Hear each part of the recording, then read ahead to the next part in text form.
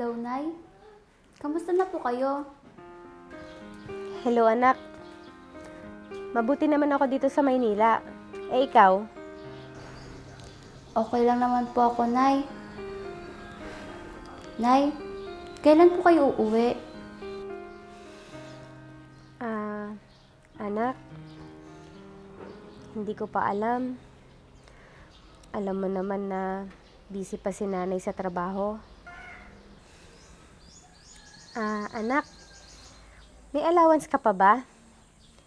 Padadalhan kita pag wala na. Meron pa naman po, Nay. Sa itsura pa lang ng pamangkin ko, mukhang alam ko na kung sinong kausap niya. Anak, baka may gusto kang bilhin.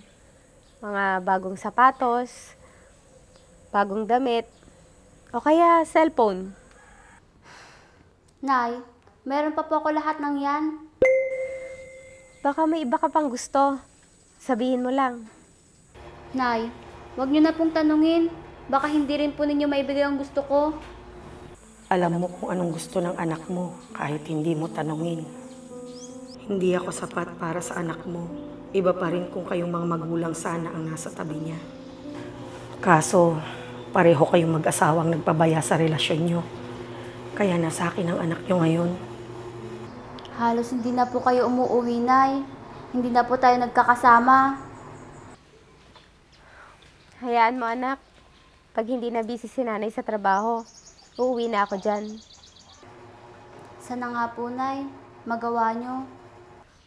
Matanong pala kita anak. Ang tatay mo ba, nagbibigay pa siya ng obligasyon niya sa'yo? Opo, Nay. At least si tatay, kahit abala siya sa trabaho niya, pinupuntahan niya ako dito sa bahay. Sana, ganun din kayo. Para kahit paminsan-minsan lang, magkasama naman tayo. Kayo lang naman po ata ang ayaw akong makita at makasama. Eh di nakarinig ka ngayon ng hindi maganda. Sana hindi ka na lang nagtanong. Pero anak, naintindihan mo naman ako, di ba? Palagi naman po, Nay. Sana minsan, ako naman ang intindihin nyo. Sige na po, Nay. Mahuhuli na po ako. May pasok pa po ako. Sige anak, mag-iingat ka palagi. Mahal na.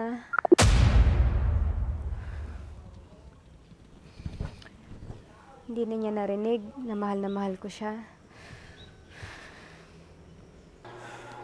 Oh, bakit mo na pinatay? Eh may sinasabi pa yata yung nanay mo. Hindi ko na po kailangan marinig yun. Kasi hindi naman po totoo. Anak, kahit nagtatampo ka sa nanay mo, sana huwag mawala ang respeto mo sa kanya, ha? Alam ko po yun, tita. Pero minsan, napupuno na din po ako. Kagaya ngayon. Anak, palagi mong tatandaan, nanay mo pa rin siya. Ayoko magtanim ka ng galit sa kanya. Dahil kahit papano, naibibigay niya ang obligasyon niya sa'yo bilang isang ina. Nakakalungkot lang isipin na nasirang relasyon nila ng tatay mo dahil pareho silang naging abala sa trabaho nila, lalo na ang nanay mo. At ngayon, naiipit ka sa kanilang dalawa. Huwag po kayo mag-alala, tita. Hindi na po magiging mahirap para sa akin ang lahat. Nakakatuwa kang bata ka dahil kahit papano, kinakaya mong dali ng lahat. Dahil nandyan po kayo palagi sa tabi ko, tita. At nagpapasalamat din po ako sa inyo. Mula nung iniwan ako sa inyo nila nanay at tatay, hindi niyo ako pinabayaan at hindi niyo ako iniwan. Hanga din po ako sa inyo dahil hindi niyo ako tinuruang magalit at kamuhian sila. At hindi ko rin po kayo nakitang nagalit sa kanila. Kaya mahal na mahal ko po kayo, tita. Mahal na mahal din kita, anak. O siya, sige, pumasok ka na. Ay, oo nga po pala.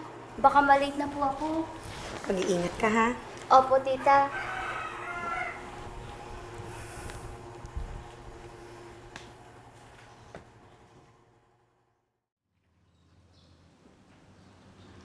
Anong oras na? Nasaan na kaya yung anak ko? Ayaw ata akong siputin ngayon.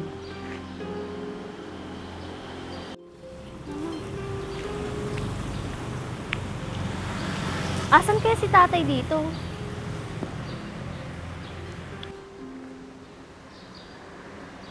Anak! Ayun, si tatay. Tay! Kumusta ka na, anak? Pasensya ka na ha, kung ngayon lang ulit nakadalaw si tatay. Ayos lang po yun, tay. At least, nakasama ko po kayo. Bakit? Ang nanay mo ba? Hindi. Palagi niya po kasing rason na busy sa trabaho niya. Busy din naman ako sa trabaho ko ah. Pero pinipilit ko pa rin na paglaanan ka ng oras, kahit sandali lang. Sana, ganun din si nanay sa inyo, tay. Kung pwede lang sana kitang kunin sa amin, gagawin ko. Naku, wag na po, tay. Wag niyo na po akong problemahin. Ayos lang po ako. Kumusta na pala kayo ng tita Kay mo? Ayos lang po kami, tay. Sobrang mahal po ako ni Tita Kay. Nagpapasalamat ako dahil mabait ang kapatid ng nanay mo. Inaalagaan ka niyang mabuti. Biro mo, napakaliit mo pa lang nung naghiwalay kami ng nanay mo, naiwan ka sa kanya. Ngayon, dalaga ka na at kolehiyo na. Ano palang balak mo kapag nakagraduate ka na, anak? Balak ko? Ano pong ibig niyo sabihin, tay? Ang ibig kong sabihin, anak, kung may balak kang mamili sa amin ng nanay mo, kung kanino ka sasama. Tay, ayoko po munang isipin yan. Gusto ko po muna mag-aral. Sa bagay, tama ka, anak. Pasensya ka na kay tatay ha. Natatakot lang kasi ako kapag sumama ka sa nanay mo sa Maynila. Baka mapariwara ka lang doon. Lalo na palagi niyang inuunang trabaho niya kaysa sa'yo. Tay, bakit niyo pala pinapunta dito? Anak, ayaw mo bang makita si tatay? Hindi naman po sa ganon. Kasi po, bigla niyo na lang po akong tinawagan. Dati po kasi, sasabihin niyo pa lang kung kailan tayo magkikita. Pero ngayon, agad-agad po. May problema po ba kayo, tay? Wala naman, anak. Gusto ko lang ibigay sa'yo to, oh. Para saan po yan, tay? Hindi ko pa naman po naubos yung binigay niyo nung nakaraan.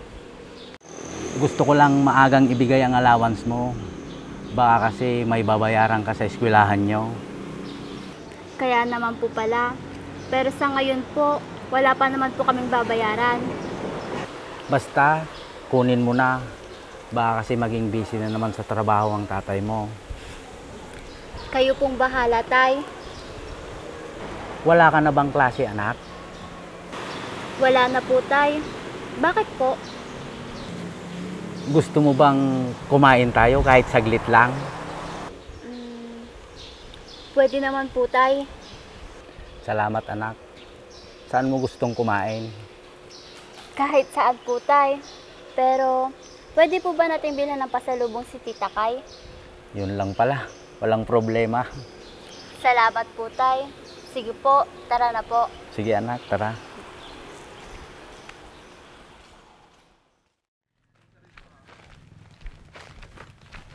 Tita! Tita! Oh, ano yung dala mo, Iha? Makakain po, tita. Bakit bumili ka pa? Alam mo namang nagluluto ako palagi ng pagkain natin. Tita, hindi ko po ito binili. Binili po ito ni tatay. Bakit nagpabili ka pa? Hindi ba nakakahiya sa kanya? Ako po talaga ang nagpabili. Sabi ko po, bilhan ka po namin ng pasalubong. Ikaw talagang bata ka. Teka, bakit nga pala siya nakipagkita sa'yo? Kailan lang na nagbigay siya ng allowance mo, di ba? Nagtaka din po ako. Pero sabi niya, baka maging busy na naman po siya sa trabaho niya. Sa bagay, mas mabuti na yung ganyan. Di tulad ng nanay mo. Kaya nga po, kaya alam ko na pong isasagot ko kay nanay pagdating niya. Anong isasagot mo, Iha? pag tinanong po nila ako kung kanino ko gusto sumama. Naku, tiyak akong saan masasama ang batang ito. Buti pang ama niya, kahit papano, nabibigyan niya ng oras si Abby. Kaso, nag-aalala rin ako para sa kanya, kung sa kanya siya sasama. Tita, ano kayang mararamdaman ni nanay kung hindi ako sasama sa kanya? Iha, hindi ko masasagot yan. Ako man, hindi ko alam ang mararamdaman ko. Sa bagay, hindi pa naman sila nagtatanong sa akin. Kaya, hayaan na po muna natin. Oo nga, saka na natin isipin yan, Iha. Baka malayo pang mangyari yan. Sana nga, huwag nang mangyari ang ganyang tagpo. Sige po, tita. Ipapasok ko na po to sa loob para makakain na po tayo. Sige, Iha. Sige po.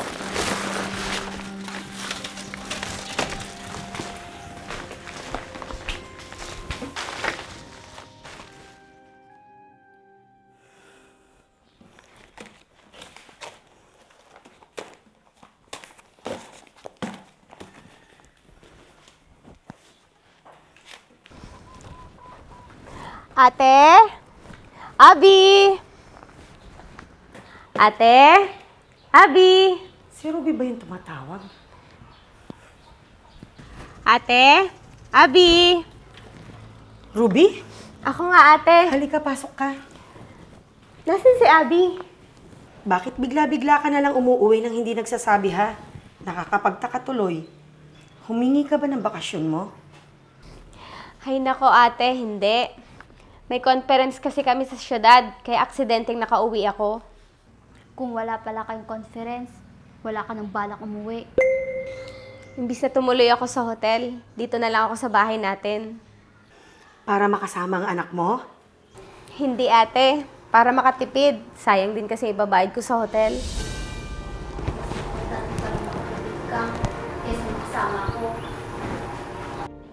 Akala ko naman kung dito ka tutuloy para makasama yung anak mo. Ganon din yun, ate. Andyan ba siya?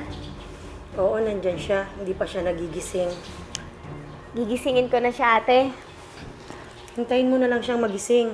Napuyat kasi siya na gumawa ng thesis niya kagabi. Ganon ba, ate? Sige, mamayang hapon na lang. Iwan ko muna itong mga gamit ko. Babalik na din ako sa conference site namin. Uuwi na lang ako pagkatapos. Sige, ibaba mo na lang dyan at ipapasok ko na lang mamaya sa kwarto. Salamat, ate.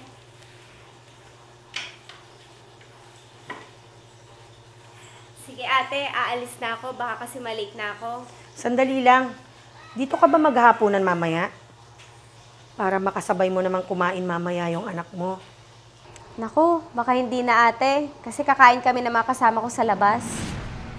Ganun ba? Sige, mag-ingat ka na lang. Sige, ate. Tuloy na ako. Sige.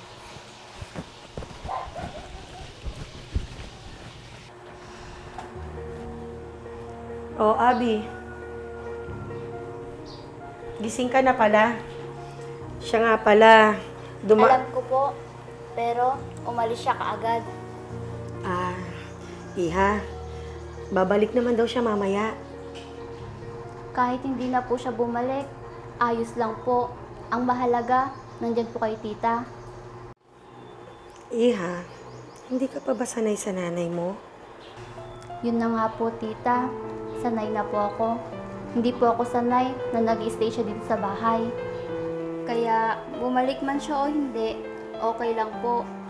Ano naman ngayon kung hindi niya ako gustong makasama at makasabay kumain? Hindi ba, tita? Okay naman po na tayong dalawa lang? Ibig sabihin, narinig mo lahat ng pinag-usapan namin? Gising ka na kanina? Opo, tita. Kanina pa po ako gising. Nakikinig lang po ako sa inyo. Iha, intindihin mo na lang ang nanay mo, ha?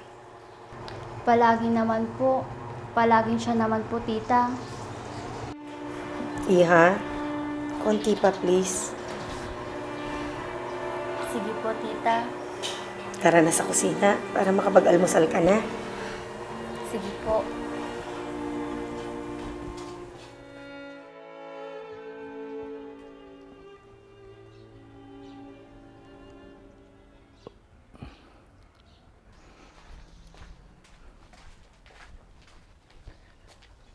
Abe, Ate Kay. Oh, ikaw pala, Berto. Ba't naparito ka? Ate Kay, pwede po bang sunduin ko si Abe para mamasyal ngayon? Oo naman, Berto. Ano ka ba? Hayun. Hayun pala siya.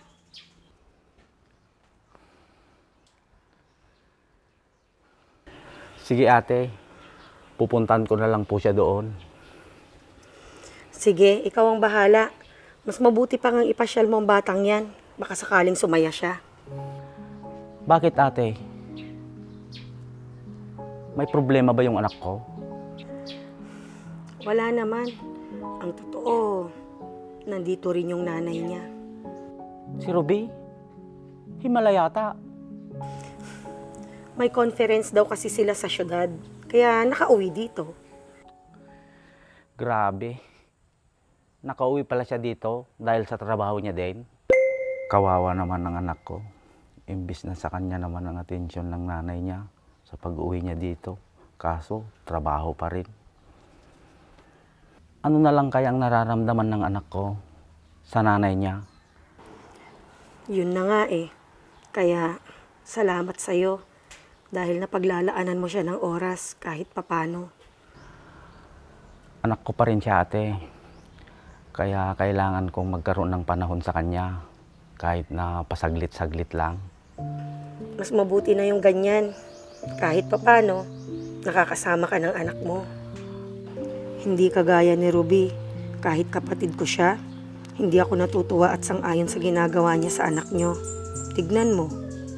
Dalaga na yan. Pwede na yan magdesisyon para sa sarili niya. Wala pa siyang muwang noong iniwan niyo siya sa akin. Pero ngayon, dalaga at may isip na. Kaya kahit na anong maging desisyon niya, hindi ako tututol. Dahil alam na niya kung ano makakabuti para sa kanya. Kaya nga ate, ako, ayaw ko siyang pilitin sa mga bagay na labag sa kalooban niya. Sana ganun din ang ina niya, Berto. Sige ate, pupuntahan ko po yung anak ko doon para tanungin kung gusto niyang sumama sa akin. Sige, Berto. Para kahit papano malibang naman siya. Sana maging tamang desisyon ng pamangkin ko sa pagpili kung sinong sasamahan niya. Abi anak, Tay, kayo po pala. gusto mo bang mamasyal tayo ngayon? Talaga po. Gusto ko po, Tay. Gusto ko po maglibang ngayon. Sinabi din sa akin ng tita Kay mo. Huwag kang malungkot dyan anak. Magbihis ka na lang para makarami tayo ng papasyalan. Mabuti pa nga po, Tay. O, ano pang ginagawa mo dyan? Sige po, Tay. Hintayin niyo po ako dyan, ha?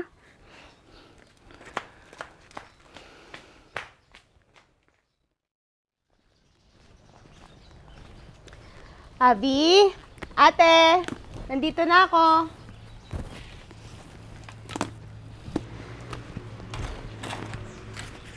Oh, nandyan ka na pala.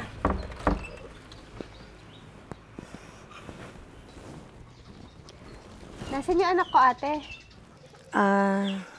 Sinundo siya ni Berto kanina para mamasyal. Ate, hindi mo ba sinabi sa kanya na dumating ako? Alam niya, Ruby. Yun naman pala eh. Bakit pinayagan mo sumama sa ama niya? Hoy, Ruby, sumasama na siya sa ama niya noon pa. Alam mo, kahit anong oras gustuhin sumama ng anak mo sa ama niya, walang problema. Ama niya yun. Anong karapatan kung pagbawalan siya? Hindi yun eh. Dapat hindi siya umalis kasi alam niya na nandito ako. Alam mo ba kung bakit mas pinili niyang umalis? Dahil narinig niya lahat ng sinabi mo kanina, na hindi ka umuwi para makasama siya. Umuwi ka dahil may trabaho ka dito. Kaya inisip ng anak mo na hindi ka pa uuwi dito kung hindi dahil sa trabaho mo din. Iyon naman ang totoo, ate. Hindi ba pwedeng siya naman ang maging dahilan ng pag-uwi mo dito at hindi ang trabaho mo? Hindi ba pwedeng unahin mo naman ang anak mo kaysa sa trabaho mo? Kailan mo huling naipasyal ang anak mo? Kailan mo huling nakasama at nakatabi ang anak mo? Sige nga, Ruby. Hindi mo masagot dahil hindi mo alam, di ba? Basta, kahit anong mangyari, ako masusunod. Susundin niya kung ano yung desisyon ko. Talaga? Sa tingin mo ba, sasama sa'yo ang anak mo? Wala siya magagawa dahil nanay niya ako. At paano po kayo nakakasigurado sa inyo kasama? Ruby, pwede bang kausapin mo ang anak mo ng may nahon? At sino ka naman para turuan ako ng paraan para sa pagkikipag-usap sa anak ko? Huwag kang magsalita ng ganyan, Ruby. Anak ko din siya. Pwede ba? Huminahon kayong pareho. Hindi natin maaayos ito kung mag-aaway kayo. Ano po bang gusto niyong mangyari ngayon? Ang gusto ko lang naman, isasama na kita sa pagbalik ko ng Maynila para doon ka na mag-aral. Hindi naman ako papayag dyan. Mas gusto kong sa akin na lang sumama si Abe. Baka mapabayaan mo lang siya doon. Paano mo nasabi mapapabayaan ko siya doon? Doon, may bibigay ko lahat ng gusto niya. Eh ikaw? Wala kang panahon sa kanya, di ba? Paano mo siya maalagaan doon? Pwede ba? Tumigil nga kayong dalawa. Kawawa si Abby sa inyo. Hindi na bata si Abby. May isip na siya. Kaya pwede na siyang magdesisyon kung sino ang sasamahan niya sa inyo. Alam ni Abby kung kanino poder siya mapapabuti. At alam din niya kung kanino siya magiging masaya. Hindi ko ipinamumukha sa inyo kung paano ko siya pinalaki. Pero sana lang, maalagaan niyo siya ng mabuti at magabayan niyo siya habang lumalaki at tumatanda na. Gaya ng mga ginagawa ko sa kanya. Dahil kahit kailan, hindi ako nawala ng panahon sa kanya. Inuuna ko siya palagi. Isa pa, ayoko siyang mahirapang makisama sa kanya-kanya niyong kasama sa buhay ngayon. Sana lang, hindi siya magkamali sa inyo kung kanino siya sasama. Dahil karapatan ng isang anak ang mamili kung kanino siya sasama sa inyong dalawa. Nay, mahal ko po kayo. Ang totoo, miss ko po kayo. Sobra. Pero, hindi po ako sasama sa inyo. Dahil alam ko hindi nyo ako kayang unahin dahil sa trabaho nyo. Kaya, patawad po. Tay, nagpapasalamat po ako sa inyo. Dahil kahit papaano, pinaglaanan nyo ako ng panahon para makasama. Na ibibigay din po ninyo ang obligasyon nyo sa akin. Pero, patawad din po. Dahil hindi rin po ako sasama sa inyo. Ayoko pong makagulo sa pamilya nyo ngayon. Kaya ang pinipili ko po,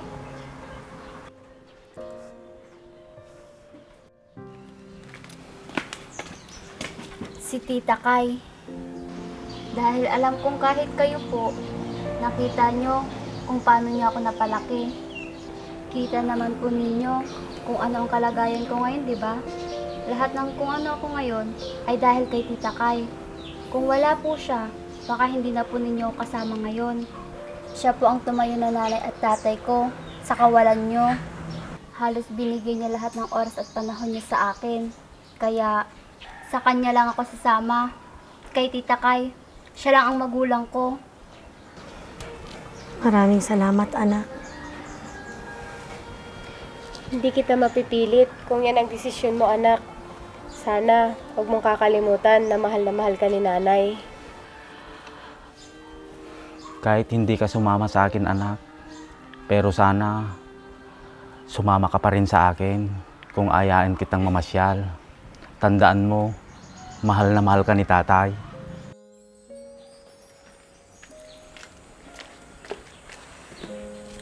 Mahal ko rin po kayo. Kahit anong mangyari, kayo pa rin po ang nanay at tatay ko.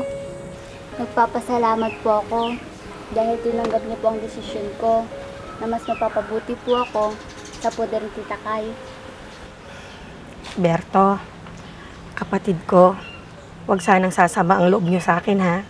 Dahil sa naging desisyon ng anak niyo. Hindi, ate. Sabi mo nga, may isip na si Abe. Alam na niya ang mga ginagawa niya. At tama ka, ate. Karapatan ng isang anak na magdesisyon kung ano yung kakabuti niya. At ikaw yun, ate. Maraming salamat sa inyong dalawa. Maraming salamat din sa'yo, ate. Maraming salamat din ate.